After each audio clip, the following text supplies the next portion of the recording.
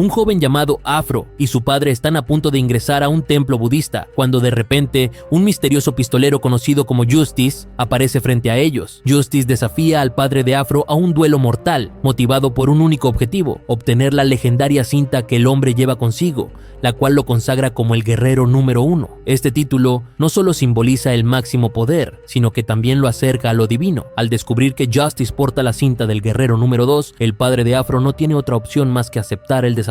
Antes de enfrentarse, le promete a su hijo que la pelea será breve. Ambos guerreros se colocan frente a frente. Justice le recuerda al guerrero número 1 que tienen un pasado en común, pero este deja claro que no habrá piedad en esta ocasión. Con decisión, desenfunda su katana y se lanza al ataque. Sin embargo, Justice responde disparando de inmediato. Sorprendentemente, los proyectiles son bloqueados con maestría. El enfrentamiento se intensifica. Cuando Justice intenta inmovilizar la katana del número 1, este lo desarma de una de sus pistolas. Parecía que el guerrero número 1 tenía la victoria en sus manos, pero en el momento en que se dispone a dar el golpe final, Justice lo sorprende, intercepta su ataque y con un movimiento preciso lo decapita. Afro, testigo de esta escena, observa horrorizado cómo Justice toma la cinta de su padre, ahora convertido en el guerrero número 1. Como un macabro acto de crueldad, Justice lanza la cabeza decapitada del hombre frente a Afro. Sorprendentemente, la cabeza parece balbucear algo antes de que Justice, autoproclamándose como el nuevo dios, se marche del lugar. Antes de irse, Justice mira al pequeño Afro y, consciente del dolor que le ha causado, le deja un mensaje: cuando estés listo, ven a buscarme. Sabe que el odio y el deseo de venganza consumirán al joven, marcando así el inicio de una sangrienta misión para el futuro Afro Samurai. Años después, Afro, ahora convertido en un imponente samurái adulto, se encuentra rodeado por decenas de mercenarios criminales y guerreros de toda clase. Todos comparten un único objetivo: arrebatarle la cinta número 2 que ahora porta, un símbolo de poder que lo convierte en el único capaz de desafiar al guerrero número 1. El líder de este grupo le explica que han sido contratados por un hombre adinerado para obtener la cinta. Con cierto aire de condescendencia le ofrecen dos opciones: un intercambio pacífico o una muerte segura. Afro permanece en silencio, indiferente a sus palabras. Tras dar una última calada a su cigarro, desenvaina su espada y corta una bala en dos. El impacto provoca una masacre entre los mercenarios, quienes caen bajo el fuego de sus propias armas. Desesperados, los espadachines atacan desde todos los ángulos, pero Afro demuestra una habilidad sobrehumana. Con movimientos precisos, desmiembra a sus enemigos y utiliza su cabellera para desviar lanzas y otros proyectiles. Cada ataque es redirigido contra sus adversarios, acabando con ellos de manera letal. Si alguno intenta atacarlo desde arriba, Afro aprovecha la inercia de su caída para atravesarle la garganta o partirlo en dos con un solo corte. La brutal escena es observada a distancia por un anciano espía, quien registra cada detalle. Finalmente, el único que queda en pie es el líder de los mercenarios. Con una mezcla de admiración y terror, confiesa que aceptó la misión creyendo que Afro era solo un mito creado para asustar a los niños. Ahora comprende la verdad: Afro no es un simple hombre, sino un demonio destinado a enfrentarse a Dios. Antes de recibir el golpe final, el mercenario le pregunta por qué decidió exterminar a todos, incluido él. Con voz fría, Afro le responde que no es algo personal, solo parte de su venganza. Tras eliminarlo, en otro lugar, un anciano conocido como el segundo hermano del vacío contacta a alguien para informar sobre lo ocurrido. Mientras tanto, un monje misterioso comienza a seguir los pasos de Afro, marcando el inicio de un nuevo capítulo en su sangriento camino. Mientras Afro atraviesa un cementerio, se encuentra con Ninja Ninja, quien lo felicita por su victoria. Sin embargo, Ninja Ninja no puede evitar cuestionar si era necesario tanta violencia. Afro, sin decir palabra, le ofrece un cigarro como respuesta. En ese momento, Ninja Ninja le avisa que un monje los está siguiendo, pero a Afro no parece importarle en lo más mínimo. Al día siguiente, en una ciudad cercana, un mensajero llamado Punk entra de golpe en una taberna para advertir a los presentes sobre la cercanía de Afro, el temido samurái con la cinta número 2. Los presentes reaccionan con asombro, ya que muchos pensaban que Afro era solo una leyenda, una figura envuelta en mitos sangrientos. A pesar del miedo, algunos de los hombres presentes se muestran confiados, asegurando que pueden despojar a Afro de la cinta número 2, convencidos de que podrán matarlo. La tensión crece rápidamente, llevándolos al borde de un enfrentamiento mortal entre ellos. En medio de este caos, un extraño que había permanecido callado hasta ese momento pide explicaciones a la camarera. Ella le cuenta que quien lleva la cinta número 1 es casi un dios y que solo puede ser desafiado por quien posea la cinta número 2. Antes de continuar con el video, quiero invitarte a que, si te está gustando, dejes tu comentario sobre qué te pareció, le des un me gusta y lo lo compartas. Además, suscribirte al canal me ayudaría muchísimo a seguir creciendo. Te lo agradezco de corazón. Sin más preámbulos, continuemos con el video. Su momento de tranquilidad se ve interrumpido cuando observa que los clientes de la taberna comienzan a pelear entre ellos. En ese preciso instante, Afro entra y con una calma inquietante pide una limonada. Uno de los presentes, en un intento de provocación, rompe su vaso frente a él. Sin embargo, Afro lo ignora por completo y con un solo golpe lo deja fuera de combate. Al ver esto, el resto de los clientes decide dejarlo descansar en paz. Antes de que se vaya, la mujer de la taberna le advierte a Afro que hay personas esperándolo al otro lado de la montaña. Afro se detiene al darse cuenta de que está siendo seguido por el forastero, quien se presenta como Sochun, un guerrero de las tierras de los maestros de armas del oeste. Como prueba de su destreza, Sochun desenfunda una ballesta. Ninja, el compañero de Afro, le advierte que evite la lucha, pero Afro no tiene otra opción. Con gran habilidad, bloquea la primera lluvia de flechas y avanza esquivando las granadas lanzadas por la ballesta. Al ver que sus tácticas no funcionan, Sochun incrementa la cantidad de flechas. Justo cuando Afro cae desde lo alto, supera fácilmente los ataques y, con un movimiento preciso, atraviesa el cráneo de Sochun con su katana. A pesar de la victoria, Ninja comienza a sospechar que algo extraño está ocurriendo, y tiene razón. Desde la cima de la montaña, el anciano y el monje han estado observando la escena. El segundo hermano informa a los demás monjes sobre lo sucedido, sugiriendo que estos guerreros parecen ser clones. Mientras disfrutan de un momento de tranquilidad, el primer hermano expresa su satisfacción al ver que Afro sigue el plan sin saberlo. Predice que Afro no sobrevivirá al llegar al valle de Aholdas, a los pies del monte Shine. Con estas palabras, los hermanos recitan oraciones a su dios, pidiendo su bendición para matar a Afro y cumplir la profecía. Acto seguido, activan a los guerreros biónicos que tienen preparados y movilizan a los demás, esparcidos por todo el país. Mientras Afro sigue su camino, comienza a sentir un temblor en su cuerpo al descubrir que una de las flechas lo ha alcanzado y parece estar envenenada. Aprovechando su debilitamiento, el sexto hermano decide atacar y le lanza un misil. Afro, actuando rápidamente, logra partir el proyectil en dos. Aunque evita la explosión directa, los fragmentos lo golpean fuertemente, dejándolo inconsciente y arrastrado por la corriente del río. En un breve flashback, nos trasladamos a la infancia de Afro, donde lo vemos ser perseguido por tres hombres que exigen que entregue la cinta del número 2, un legado que heredó de su padre. Afro, sin dudar, se niega a entregarla y, decidido a proteger su herencia, desenvaina su espada. Aunque lucha con valentía, rápidamente es derribado, y no solo pierde la cinta, sino que sus atacantes descubren que lleva consigo la cabeza de su padre, el antiguo portador de la cinta número 1. Con total crueldad, destruyen el cráneo frente a Afro, y cuando menos lo espera, le dan el golpe final. Regresamos al presente, donde descubrimos que Afro fue salvado por una mujer que lo encontró tras la explosión y lo cuida mientras se recupera. En sus sueños, Afro revive los recuerdos de su niñez, cuando después del ataque fue hallado por una niña llamada Otsuru y su hermano Jino, quienes mostraron un gran interés por la katana de Afro. Al ver que el niño estaba cerca de la muerte, decidieron buscar la ayuda de su maestro, quien estaba inmerso en oración. Cuando Afro despierta, la mujer que lo ha estado cuidando, llamada Okiku, le avisa que aún no debe levantarse y le asegura que continuará cuidándolo. Okiku también menciona que supo que él era un samurái, ya que cuando lo encontró, Afro seguía aferrado a su katana, incluso estando inconsciente, envenenado y con la mano rota. Mientras Afro sigue inmerso en sus sueños, los recuerdos de su pasado vuelven a él. Ahora se encuentra de nuevo en el momento en que el maestro lo acogió en su dojo para huérfanos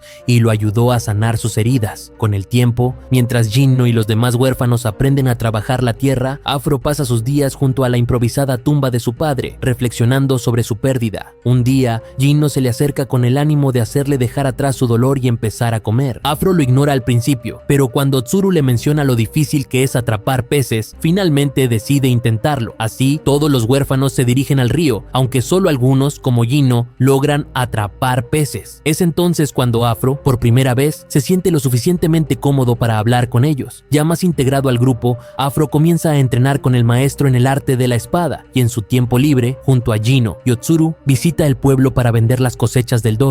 En una de esas visitas, Afro escucha un rumor sobre el portador de la cinta número 2, que parece estar cerca. Decidido a obtener respuestas, Afro recorre los burdeles hasta encontrar a uno de los bandidos que lo atacaron. Cuando el bandido se niega a hablar, Afro lo mata atravesándole la garganta con su espada. A pesar de estar moribundo, el bandido intenta disparar contra Afro, pero falla. En un acto desesperado, se quita la vida, dejando claro a Afro que si decide matar, debe asegurarse de hacerlo completamente. Esa noche, mientras cruza el río, Afro ve la cabeza de su padre, lo que le trae de vuelta el doloroso recuerdo de su muerte. Al regresar al dojo, el maestro lo recibe con reprimendas y golpes, advirtiéndole que portar la cinta número 2 2 solo lo llevará a una vida de asesinatos sin sentido. Al día siguiente, los huérfanos llegan a la casa de una anciana, donde Afro descubre que tiene la capacidad de ver las almas en pena. Sin embargo, él no le da mucha importancia a esta habilidad y se siente más atraído por la limonada que está bebiendo. Poco después, los bandidos llegan en busca de venganza por el hombre que Afro había matado. Todos los presentes huyen,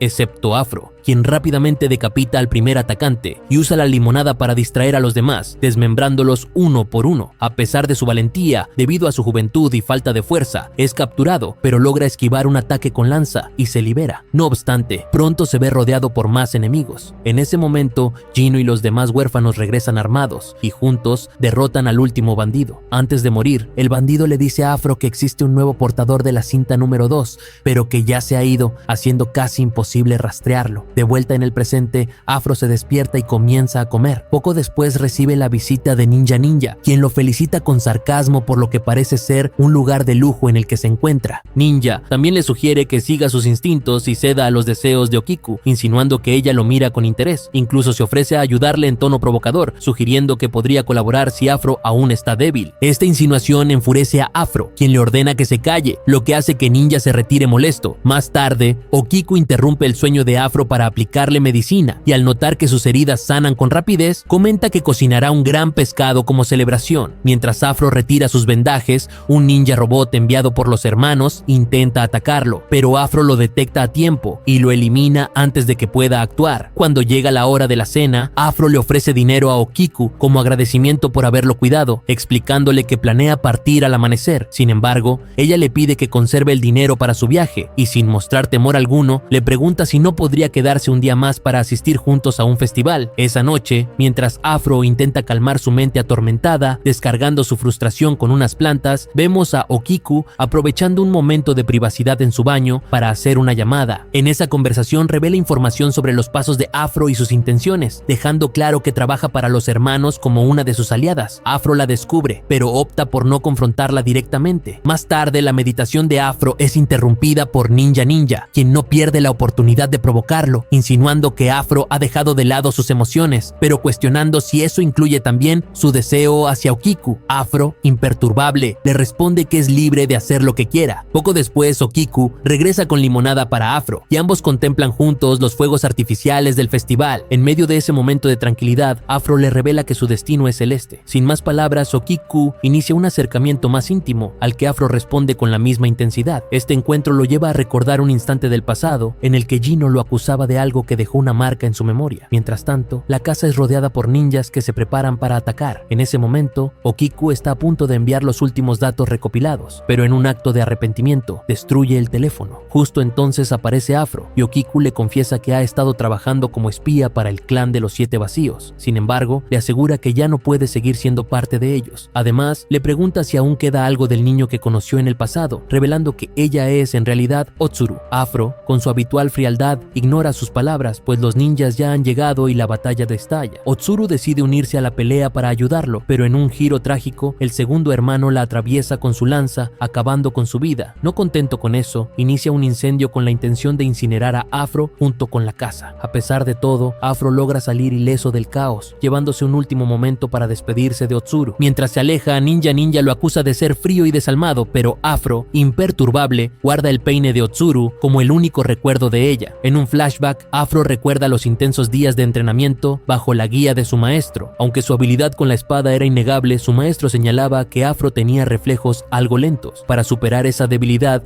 le enseñó a atacar de forma impredecible, guiándose por su instinto y subconsciente. De vuelta al presente, Afro cruza un río acompañado por Ninja Ninja, quien no deja de reprocharle que Otsuru lo engañó para manipularlo. Sin decir palabra, Afro lo silencia mostrando que ha atrapado el pescado para la cena. Más tarde, al llegar a tierra firme, sigue un sendero marcado por arcos que conducen a una montaña. Aunque Ninja Ninja le advierte que es una trampa obvia, Afro avanza, consciente de que sus enemigos lo esperan allí. Desde una cueva cercana, el segundo hermano del clan observa sus movimientos. Mientras tanto, el primer hermano, líder del clan, declara que es hora de eliminar a Afro. Aunque algunos sugieren enviar a combatientes extranjeros como Ivanov, el feroz guerrero ruso, o Fov, el letal asesino chino, el primer hermano descarta la idea, explicando que no confía en forasteros con con ambiciones propias. En cambio, presenta su creación más ambiciosa, un Afro Samurai androide diseñado con la información que Otsuru transfirió al clan. Esta máquina, 20 veces más fuerte que Afro, fue creada originalmente para enfrentarse a Justice, pero ahora se usará para probar su eficacia. Antes de enfrentarse a Afro,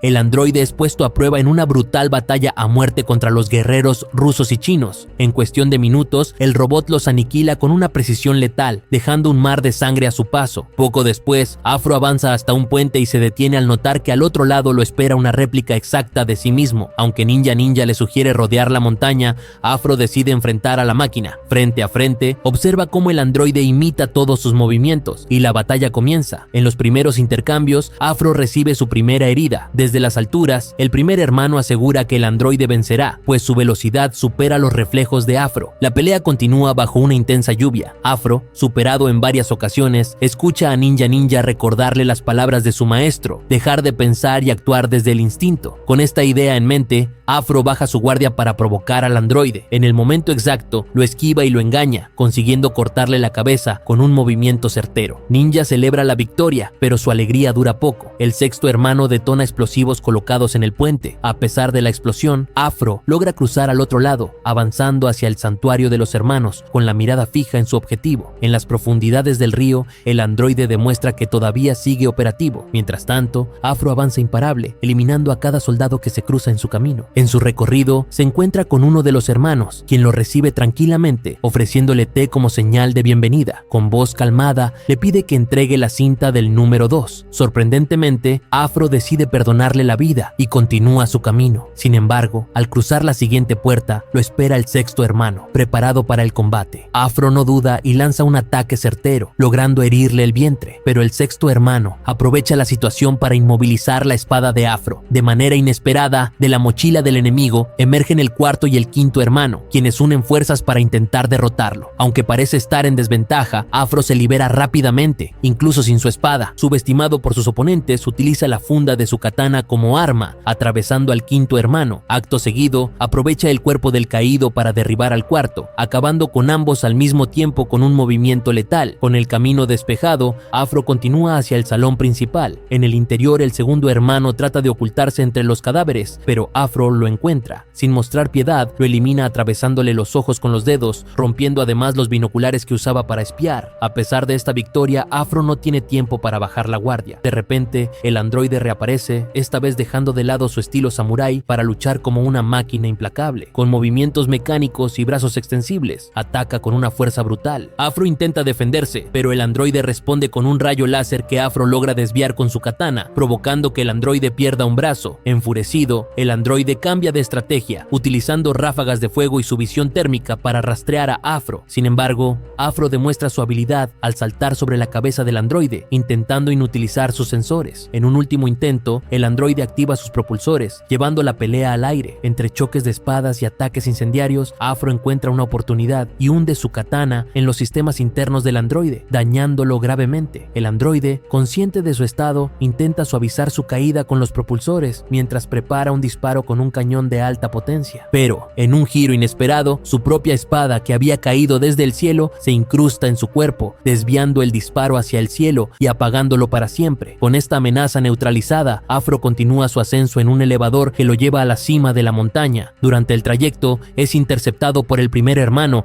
quien intenta detenerlo con un cañón. Sin embargo, Afro, implacable, llega a la cima y arroja el cuerpo sin vida del líder como símbolo de su victoria. Apenas tiene tiempo para respirar cuando una nueva amenaza surge. Un guerrero enmascarado con una máscara de oso lo espera, reconociéndolo de inmediato. Ninja intenta advertirle a Afro que se retire del enfrentamiento, asegurando que el guerrero con la máscara de oso irradia una presencia peligrosa y misteriosa. Sin embargo, Afro, comprometido a defender su título de número 2, decide enfrentarlo. El guerrero oso, con una postura imponente, desenvaina sus dos katanas, preparándose para recibir el ataque, pero Afro, en lugar de atacar directamente, comienza a esquivar sus movimientos, rodeándolo y corriendo en círculos, como si intentara evitar el combate. El comportamiento de Afro desconcierta al guerrero, quien, frustrado, intensifica sus ataques. Al perseguirlo a través de una torre, el guerrero oso lanza una provocación tras otra, acusando a Afro de ser un fraude y de que los rumores sobre su destreza no son más que exageraciones. Incluso se burla de su cabello, intentando sacarlo de quicio. A pesar de esto,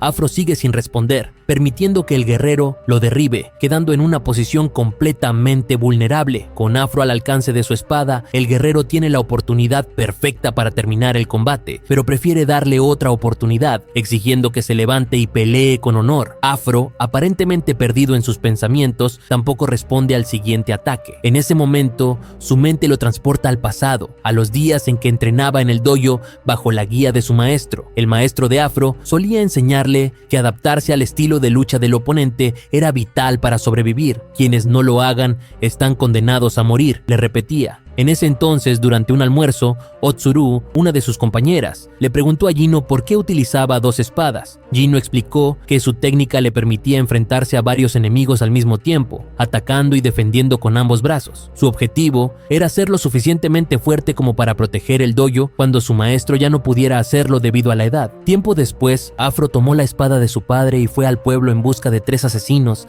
que estaban tras el título de número 2. A pesar de estar en desventaja, Afro se enfrentó a ellos con valentía. La pelea fue brutal, pero justo cuando parecía que no podría más, Jino llegó para apoyarlo. Juntos eliminaron a los 3 hombres sin piedad. Antes de que el último de ellos muriera, Afro lo obligó a revelar el paradero del número 2, obteniendo así la pista que necesitaba. Esa noche, Afro y Jino visitaron la posada de una anciana conocida por su deliciosa limonada. Durante la velada, Jino le pidió a Afro que dejara atrás la sed de venganza y comenzara a vivir su vida. Le recordó que tanto él como Otsuru lo consideraban parte de su familia. Durante un tiempo, Afro pareció escuchar el consejo, pasando más momentos felices con sus amigos. Entre risas, disfrutaron de cosas simples como los fuegos artificiales y las charlas despreocupadas. En una de esas noches, Jino, asumiendo su rol de hermano mayor, les aconsejó que dejaran de preocuparse tanto por el futuro y vivieran cada día como si fuera el último. Entre las conversaciones, los huérfanos compartieron sus deseos más íntimos. Afro mencionó que, antes de morir, su última elección sería disfrutar de una limonada, mientras que Otsuru confesó que quería ver fuegos artificiales una vez más. Mientras todo parecía tranquilo, el maestro de Afro se dedicaba a eliminar a sus adversarios en secreto, actuando bajo las sombras. Al amanecer, mientras los huérfanos realizaban sus entregas, un aldeano les preguntó por la salud del maestro, mencionando que durante la noche del festival había escuchado rumores sobre un enfrentamiento con un grupo de ladrones. Además, compartió un inquietante rumor. Se decía que un maestro de dojo portaba la cinta del número 2 y que había entrenado a sus discípulos como sus guardianes. Aunque Jino se apresuró a negar la historia, Afro permaneció en silencio, perdido en sus pensamientos. Esa misma noche, mientras todos dormían, Jino se acercó al maestro, asegurando que podía percibir el olor de la sangre. El maestro confesó que, efectivamente, se había enfrentado a los ladrones, pero intentó tranquilizarlo, asegurando que estaba bien. Por su parte, Afro tampoco pudo dormir. Durante su vigilia, observó a Otsuru descansando con un oso de peluche entre sus brazos, mientras reflexionaba sobre su siguiente paso. Más tarde,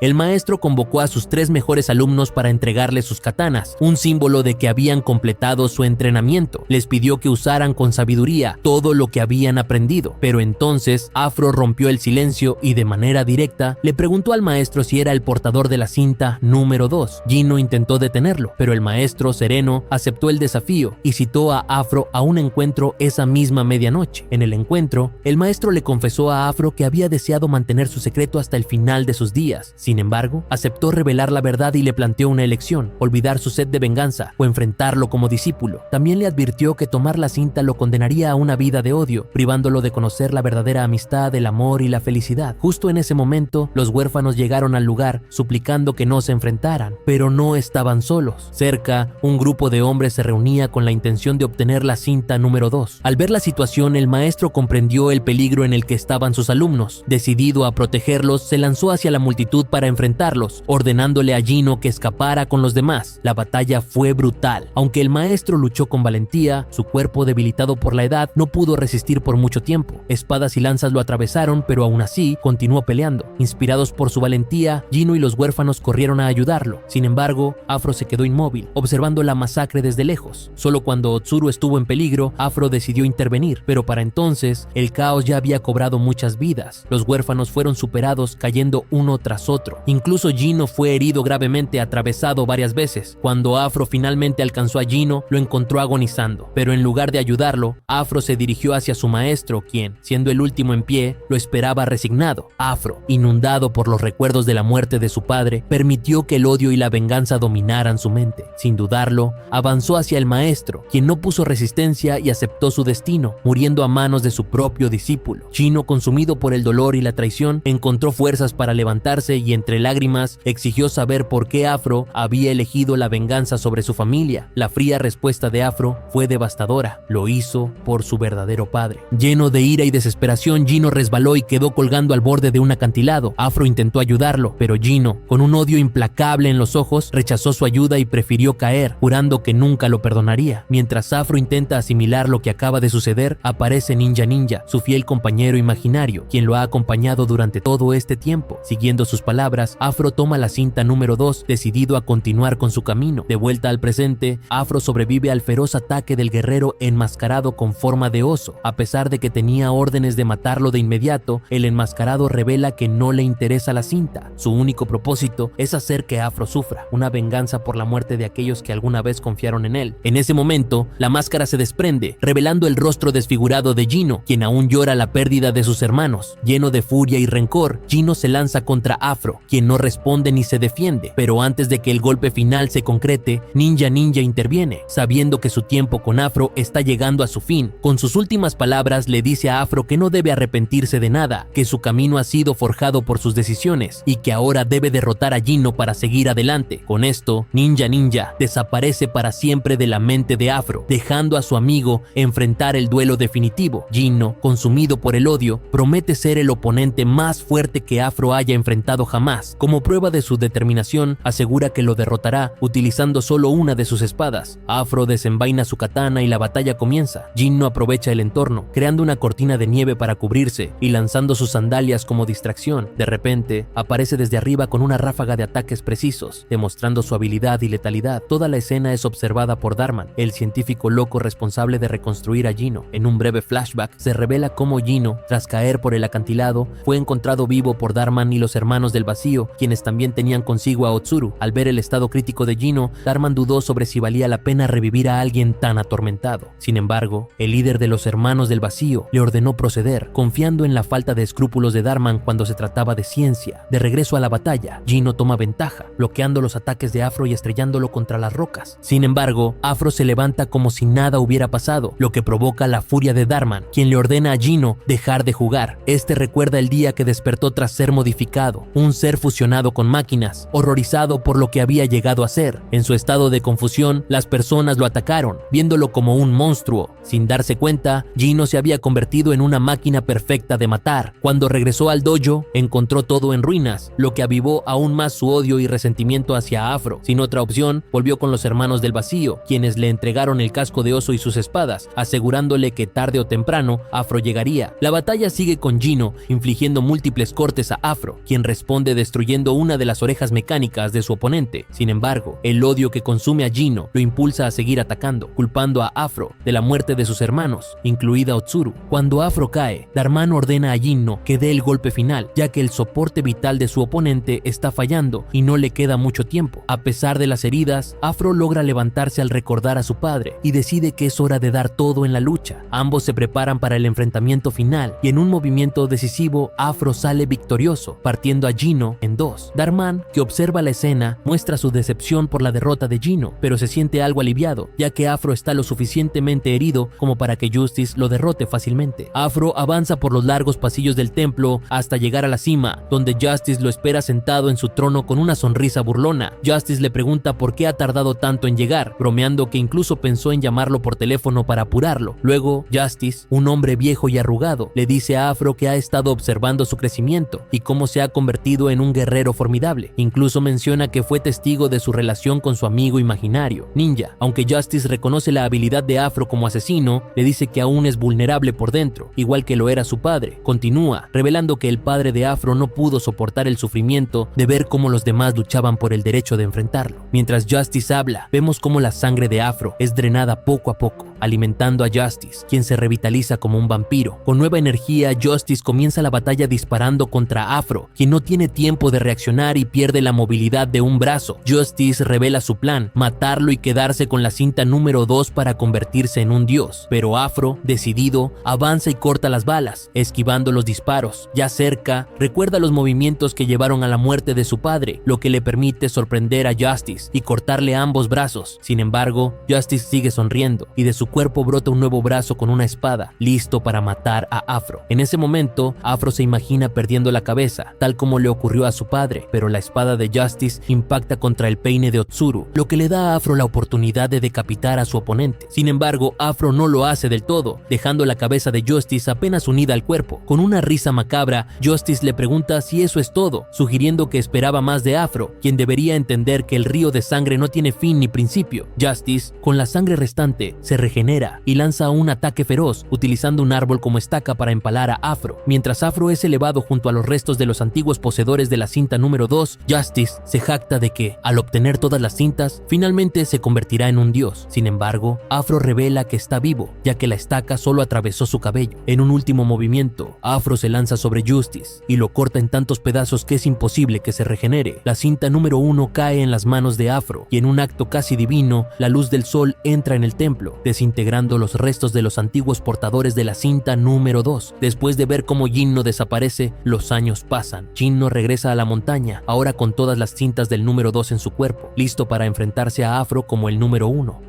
La leyenda de la bandana número 1 ha trascendido los siglos, prometiendo poder omnipotente e inmortalidad. Sin embargo, nadie ha sido capaz de soportar la terrible carga que conlleva su poder, una carga que arrastra consigo tormentos interminables. Nos encontramos con Afro Samurai, ya en su adultez, marcado por los años de sufrimiento que su condición de poseedor de la bandana ha dejado en su alma. Hace mucho que abandonó la lucha y su sed de venganza se ha desvanecido, como un eco lejano de su pasado. Ahora, la única forma en que puede encontrar algo de paz es a través del arte, tallando en madera figuras que capturan a las personas que definieron su existencia, desde sus implacables enemigos hasta su propio padre Rokutaro y los hermanos adoptivos. Afro vive aislado en una pequeña casa junto al mar, donde los recuerdos de su pasado empiezan a volver, aquellos tiempos en los que viajaba por el mundo persiguiendo su ambición de convertirse en el número 1. Un día, mientras pesca su almuerzo, se prepara para limpiar el pescado en el muelle, manteniendo su identidad oculta bajo un casco. En ese instante, dos hábiles esgrimistas lo emboscan, atacando desde abajo. Afro, con gran destreza, esquiva sus ataques, aunque pierde algo de su imponente cabellera en el proceso. Los atacantes le advierten que la bandana será suya y no tardan en lanzar un nuevo asalto, pero la habilidad de Afro está más allá de lo que esperaban. Evita sus estocadas con movimientos precisos, sin necesidad de sacar su katana. Los esgrimistas aumentan la intensidad de su ataque, pero no logran alcanzarlo. En cambio, solo consiguen cortar el pescado que Afro sostiene. La lucha continúa de esta manera hasta que, al retroceder, Afro tropieza con un desnivel en el muelle, quedando a merced de sus atacantes. Sin embargo, en un último esfuerzo, utiliza sus pies para defenderse y atraviesa a uno de los esgrimistas con su propio sable, usando solo sus dedos. Finalmente, agotado, desenfunda su katana y con un solo y letal movimiento parte a ambos esgrimistas en dos, pero la emboscada no termina ahí. Un grupo de hombres aparece, decidido a reclamar la bandana, y Afro, sin otra opción que pelear, se lanza contra ellos, desmembrando y separando cuerpos de cabezas con imparable furia. Afro se acerca a la orilla. Algunos intentan atacarlo con armas de fuego, pero Afro destruye sus cañones, provocando explosiones que aniquilan a sus enemigos. Así, un río de sangre se mezcla con el agua salada del mar. De repente,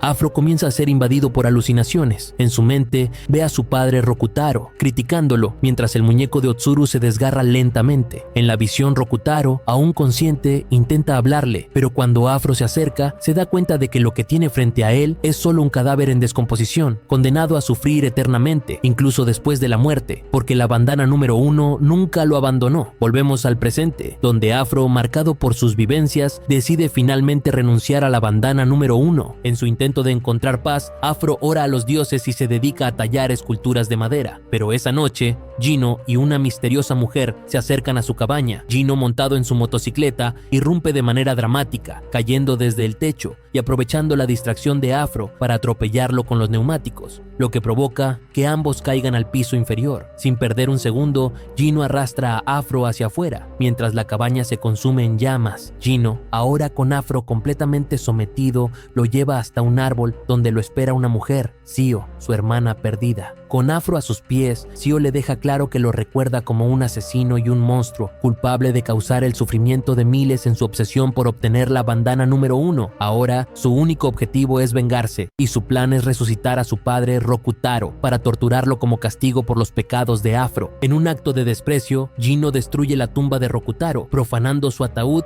y llevándose la mandíbula del esqueleto. Sio le advierte a Afro que la única forma de detenerla es encontrando la bandana número 2 y enfrentándose a ella. Al amanecer del día siguiente, Afro se encuentra entre los escombros de su cabaña, observando las pocas esculturas de los dioses que sobrevivieron a la destrucción. Les dedica una última oración, ya que ha tomado la decisión de volver a luchar. Como símbolo de su determinación, su amigo imaginario, Ninja, reaparece y lo primero que hace es criticar el mal estado de la katana de Afro y reprocharle que haya dejado de usar la bandana número 1. Afro le explica que había encontrado paz después de lograr su venganza, pero Ninja lo reprende por no haber matado a Gino cuando tuvo la oportunidad y por haber dejado que Sio lo derrotara tan fácilmente, insinuando que tal vez se distrajo por su atracción hacia ella. Mientras tanto, en su base, Sio ha contratado al científico loco Darman para comenzar el proceso de resurrección. Sin embargo, su verdadera intención es crear un clon utilizando la mandíbula de Rokutaro. Para asegurarse de que Darman se enfoque en su trabajo, Sio se acerca de manera seductora, frotándose contra su caparazón para mantener su atención. Además, para evitar cualquier fallo en el proceso, Sio envía a 3 de sus soldados para que vigilen a Afro. Afro llega a un pequeño pueblo donde decide dejar su katana en manos de un herrero para que la afile. Aprovechando este momento de calma, Afro se afeita y se deshace de la barba que simbolizaba su tiempo de inactividad. Mientras lo hace, Ninja le pregunta por qué le da tanta importancia al posible clon de su padre, cuando sabe que el verdadero Rokutaro murió hace mucho. Afro le responde que no tiene otra opción, solo así podrá darle descanso a su padre. Desde las afueras del pueblo, los vasallos de Sio observan en silencio, mientras el herrero entrega la katana restaurada a Afro. El herrero le comenta que según la sabiduría ancestral, el estado de una espada refleja el alma de su portador. Aunque la katana ahora está perfecta, le advierte que la verdadera purificación depende únicamente de Afro. Con su espada renovada, Afro sigue su camino hacia Lady Locktown sin darse cuenta de que un aldeano lo sigue de cerca. Al enterarse de que Afro, el hombre que mató a Justicia y que durante años fue responsable de tantas muertes, está cerca, los habitantes deciden enfrentarlo y buscar venganza. Saben que Afro ha estado inactivo por mucho tiempo, por lo que ven una oportunidad para saldar cuentas. Entre ellos, una mujer, que resulta ser una de las vasallas de Sio, toma la palabra y explica el origen de su odio. Según ella, tras la muerte de Justicia, el mundo cayó en el caos porque Afro rechazó ocupar su lugar como el número 1. Sin un líder claro, los aspirantes a la bandana número 1 perdieron el rumbo y comenzaron a matar sin propósito. Entre las víctimas de esa era de anarquía estuvo su esposo. Finalmente, Afro llega a los límites de la aldea, donde es rodeado por un grupo de aldeanos sedientos de venganza por los seres queridos que perdieron debido a su pasado violento. Afro comprende el resentimiento de los aldeanos y, en señal de respeto, decide luchar sin causarles daño. Con solo su presencia y habilidades logra hacerlo retroceder, y al no poder vencerlo, los aldeanos no tienen más opción que maldecirlo mientras él se aleja en silencio. Al adentrarse en la aldea, Afro es atraído por un club de entretenimiento, un lugar donde los hombres se entregan a los placeres carnales. Su presencia deja a todos sorprendidos, excepto a un empleado que trabaja para el tercer hermano del clan de los 7 vacíos, quien había sobrevivido a un encuentro previo con Afro. Siguiendo las órdenes de su jefe, el empleado guía a Afro hasta el tercer hermano, quien, para sorpresa de Afro, también ha mantenido con vida al primer hermano. Este último, al ver de nuevo a Afro, se llena de terror. El tercer hermano recibe a Afro con respeto y le ofrece su ayuda. Sin embargo, Afro, como siempre directo, le exige saber la ubicación de la bandana número 2. El tercer hermano acepta ayudarlo, pero pone una condición: un duelo de dados en el que, si Afro pierde, deberá entregar su cabeza. Afro acepta el desafío y mientras se preparan para jugar, el tercer hermano le susurra al primer hermano que tiene la victoria asegurada. pues controla el resultado de los dados con un dispositivo oculto. El juego comienza con una mujer de origen afro-japonés que agita los dados en un vaso y los jugadores deben predecir si el resultado será par o impar. Afro, confiado, apuesta por un número impar, mientras que el tercer hermano apuesta por un número par, convencido de que su dispositivo le dará la victoria. Cuando los dados caen, el tercer hermano exige que Afro cumpla su parte del trato, pero en ese momento, Afro desenfunda su katana y corta la barba del anciano, revelando el dispositivo que usaba para hacer trampa. Como respuesta, Ninja Ninja, el amigo imaginario de Afro, pide un espectáculo de striptease gratuito como compensación. Afro, sin perder tiempo, le da al tercer hermano una opción: o le corta la cabeza o le da la información sobre la bandana número 2. Sin poder evitarlo, el tercer hermano revela que la bandana está en manos de un samurái llamado Shichigoro. Con la información que necesitaba, Afro continúa su viaje. En el camino, mientras observa una estatua de Buda, escucha la voz de Sio, quien le habla a través de un micrófono oculto en la estatua. Sio le recrimina su falta de ambición para luchar y le recuerda que mientras más tarde, más tiempo tendrá para torturar a Rokutaro. Ante estas palabras, Afro, decidido, parte la estatua en dos y le ordena a Sio que se calle. Mientras tanto, Sio, al darse cuenta de que el cráneo de Rokutaro ha sido restaurado, se disculpa con Gino por las tácticas de tortura psicológica que está utilizando contra Afro. Aunque entiende el deseo de venganza de Gino,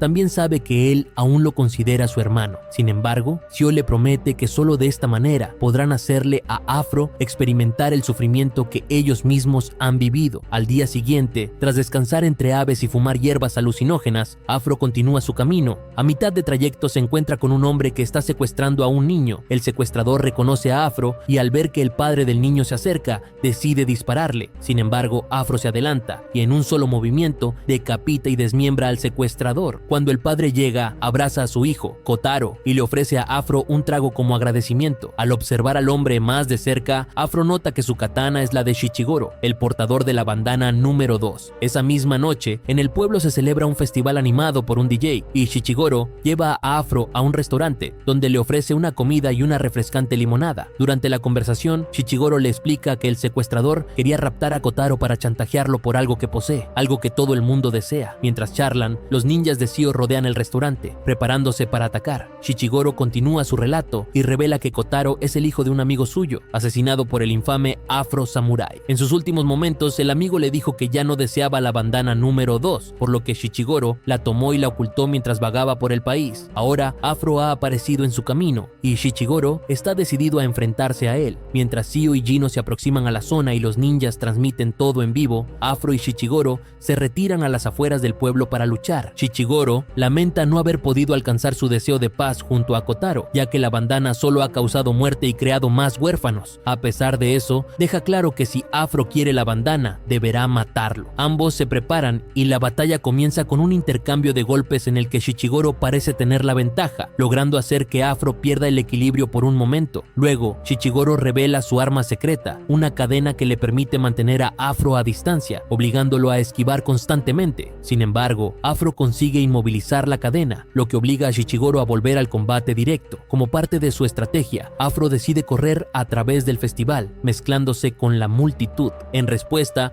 bajo las órdenes de Sio, el DJ cambia la música, mientras los ninjas lanzan bombas de humo y abren fuego, creando el caos entre los asistentes. Mientras Afro y Shichigoro enfrentan a los ninjas, ambos demuestran su habilidad en combate, eliminando a sus atacantes con increíble precisión y ferocidad, dejándolos destrozados en el suelo. Mientras tanto, Kotaro, al despertar y no encontrar a su padre, decide ir en su búsqueda. Cuando los últimos ninjas caen, la batalla entre los dos samuráis se reinicia. Los ataques son intensos y parejos, pero en un momento, el DJ se cruza en el camino de Afro. Aprovechando la distracción, Afro utiliza al DJ como un escudo, desviando la katana de Shichigoro y con un movimiento rápido le clava su propia espada. Shichigoro muere y Afro toma la bandana número 2. Sin embargo, al inclinarse para pedir disculpas por la muerte de su enemigo, Afro se da cuenta de que Kotaro ha presenciado todo. El niño, devastado, se lanza sobre el cadáver de su padre, llorando por los momentos perdidos. Después de esta dolorosa escena, cuando Afro se prepara para dejar el pueblo, se encuentra con Sio y Jinno. Sio lo acusa de ser un asesino que mata por razones triviales y le muestra que ha logrado regenerar la cabeza de Rokutaro, quien, aunque inconsciente, parece atrapado en un tormento eterno. La ira se apodera de Afro, quien intenta atacar a Sio, pero Jinno lo intercepta, inmovilizándolo con sus katanas alrededor de su cuello. Sio ordena a Afro que se dirija a la colina del cerezo, mientras le da instrucciones a su vasallo Bin para bombardear la zona, dándoles tiempo a ella y a Jinno para retirarse. Este ataque hace que Afro recuerde el pasado, cuando acompañó a Jinno en su reencuentro con Sio en la misma colina. En ese momento, Sio había sido adoptada por una familia rica, y al encontrarse con su hermano, le presentó a sus 3 vasallos, Bin, Michael y Tomoe. Jinno presentó a Afro como su hermano, y Sio, dispuesta a aceptarlo como parte de su familia, le pidió que, en el futuro, le enseñara el arte de la espada. En el presente, Sio decide someter a Jinno a modificaciones para eliminar lo que queda de su humanidad y convertirlo en un samurái completamente automatizado. Darman, un científico, aparece para advertirle que manipular esa tecnología podría arruinar el proceso de regeneración de Rokutaro, dejándolo en un estado vegetativo para siempre. Sin embargo, Sio no se preocupa y está dispuesta a arriesgarse, porque su único objetivo es aumentar el sufrimiento de Afro.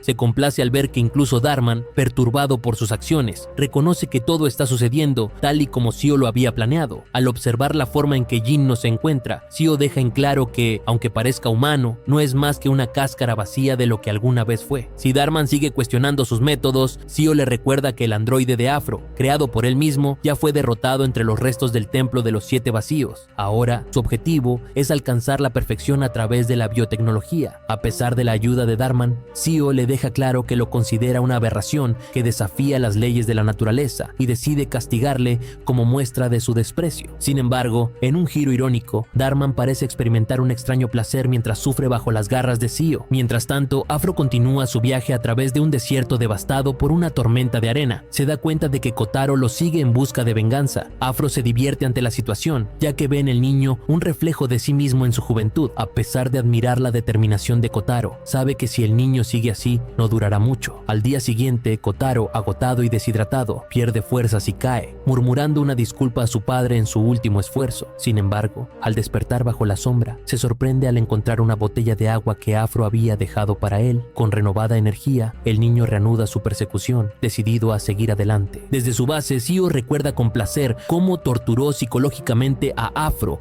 usando la cabeza de su padre. Lamenta que sus vasallos no hayan estado allí para ver el sufrimiento en el rostro de Afro. Parece que en el pasado, Afro conoció a los vasallos de Sio cuando aún eran humanos. Mientras Sio observa una foto de su infancia donde todos están juntos, la nostalgia y el dolor la invaden. Conmovidos por este sentimiento, los vasallos de Sio deciden actuar por su cuenta. En un gesto de lealtad y rebeldía, deciden ir tras Afro y matarlo antes de que Sio tenga que ensuciarse las manos. Al amanecer, Afro comienza a ascender por la montaña y llega a una aldea destruida y desierta. En medio de las ruinas, Ninja encuentra los restos de una estatua dedicada a la justicia y se pregunta si este es el lugar al que Sio había enviado a Afro. Afro, sin mostrar ningún interés, sigue avanzando hasta que llega a un viejo cerezo que, aunque dañado, aún muestra algo de vida. Allí lo esperan los vasallos de Sio, quienes Afro reconocen al instante como los guardianes de Sio en su niñez. Tras una provocación directa, Ninja observa que los vasallos le explican a Afro que están allí por su propia voluntad, desobedeciendo las órdenes de Sio. En ese momento, revelan que ahora son androides y su único objetivo es eliminar a Afro. La primera en atacar es Tomoe, quien se lanza hacia Afro con cohetes propulsores, blandiendo un mazo con púas. Michael la sigue de inmediato, desplegando un cañón de fuego que obliga a Afro a retroceder. En ese instante, Bin aparece montado en la motocicleta de Jinno, que se convierte en una hélice mortal. Sin embargo, Afro intercepta el ataque, partiendo la motocicleta por la mitad sin inmutarse. Los vasallos se reorganizan y el combate sigue de manera intensa, enfrentándose a Afro con toda su fuerza. Mientras tanto, Sio observa el progreso de la regeneración de Rokutaro, que está a punto de completarse en unas 2 horas. Al darse cuenta de que sus vasallos no están allí, Darman le informa que han ido a la aldea con la intención de matar a Afro para evitarle ese dolor a Sio. Sio, con una sonrisa ambigua, decide recompensar a Darman acelerando la regeneración de Rokutaro, pero luego ejecuta al científico loco para tomar control de la situación. Como muestra de respeto por sus conocimientos, Sio lo despide de manera irónica. Mientras el tanque de regeneración de Rokutaro comienza a apagarse, permitiéndole finalmente salir, Sio siente un estremecimiento ante la proximidad de lo que está por suceder. De vuelta junto al cerezo, Afro sigue luchando en solitario contra los androides, quienes sorprenden con habilidades inesperadas más en cada movimiento. Bean logra atravesar la defensa de Afro, acorralándolo y amenazando con perforarle el cuello. Aunque Afro esquiva el golpe en el último segundo,